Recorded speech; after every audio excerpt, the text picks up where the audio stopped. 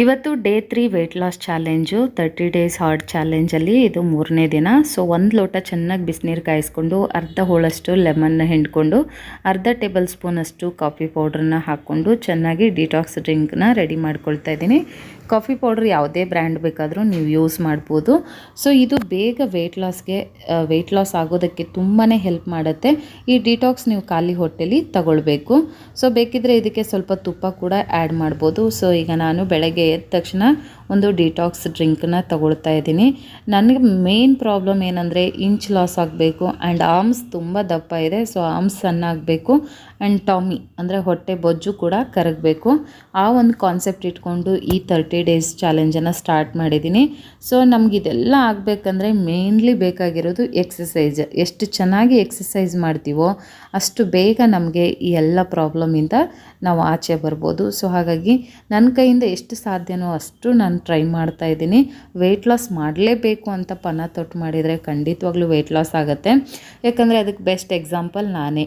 86 kg ನಾನು ಇದ್ದಿದ್ದು, but present ಇವಾಗ 79, 78ಗೆ ಬಂದಿದ್ದೀನಿ. ಅಂದರೆ ಇಟ್ಸ್ ನಾಟ್ ಈಸಿ. ಒಂದು 2 ಮಂತ್ ಜರ್ನಿಯಲ್ಲಿ ಅಷ್ಟು ಬೇಗ ನಾನು ವೆಯ್ಟ್ನ ರೆಡ್ಯೂಸ್ ಮಾಡ್ಕೊಂಡಿದ್ದೀನಿ.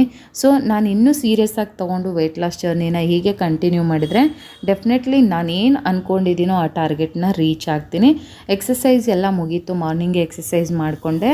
ಅದಾದ ನಂತರ ಬ್ರೇಕ್ಫಾಸ್ಟ್ಗೆ ನಾನು ಆದಷ್ಟು ಲಿಕ್ವಿಡ್ ಫುಡ್ನೇ ಪ್ರಿಪೇರ್ ಮಾಡ್ಕೊಳ್ತೀನಿ. ಸ್ಮೂದಿ ಆಗಿರ್ಬೋದು ಅಥವಾ ಗಂಜಿ ಈ ಥರದ್ದೇ ತೊಗೊಳ್ಬೇಕು. ಇದೇ ಥರ ತೊಗೊಳ್ಬೇಕಂತೇನಿಲ್ಲ, ನೀವು ಬೇರೆ ಬ್ರೇಕ್ಫಾಸ್ಟ್ ಕೂಡ ತಿನ್ಬೋದು. ನನಗೆ ಅದೇ ಸೆಟ್ ಆಗಿದೆ. ಸೊ ಹಾಗಾಗಿ ನಾನು ಅದು ತೊಗೊಂಡೆ. ಲಂಚ್ ಬಾಕ್ಸ್ಗೆ ಇಲ್ಲಿ ಸ್ವಲ್ಪ ರೈಸ್ ಬಾತು ಮತ್ತು ಸೌತೆಕಾಯಿನ ತೊಗೊಂಡಿದ್ದೀನಿ. ಯಾವುದಾದ್ರೂ ಹಸಿ ತರಕಾರಿ, ಫ್ರೂಟ್ಸು, ನಟ್ಸು ಏನಾದರೂ ತೊಗೊಳ್ಬೋದು. ನಾನು ರಾತ್ರಿ ಊಟಕ್ಕೆ ರೈಸ್ ತಿಂದಿರೋದ್ರಿಂದ ರೈಸ್ ತಿಂದಾಗ ಮತ್ತು ರಾತ್ರಿ ಊಟ ಬೇಗ ಮಾಡ್ಕೊಳ್ಬೇಕು ಆ್ಯಂಡ್ ಬೇರೆ ಥರದ ಊಟನ ತೊಗೊಳ್ಬೇಕು. ಸ್ವಲ್ಪ ಬೇಲ್ಪುರಿ, ಸ್ವೀಟ್ ಕಾರ್ನ್ ಮಸಾಲ ಜೊತೆಗೆ ಒಂದು ಗ್ರೀನ್ ಟೀನ ತೊಗೊಳ್ತಾ ಇದ್ದೀನಿ. ಇದೇ ನನ್ನ ರಾತ್ರಿ ಊಟ ಆಗಿರುತ್ತೆ. ಈ ಗ್ರೀನ್ ಟೀ ಲಿಂಕ್ ಬೇಕಿದ್ರೆ ಡಿಸ್ಕ್ರಿಪ್ಷನಲ್ಲಿರುತ್ತೆ, ತೊಗೊಳ್ಳಿ. ತುಂಬ ಎಫೆಕ್ಟಿವ್ ರಿಸಲ್ಟ್ ಕೊಡುತ್ತೆ.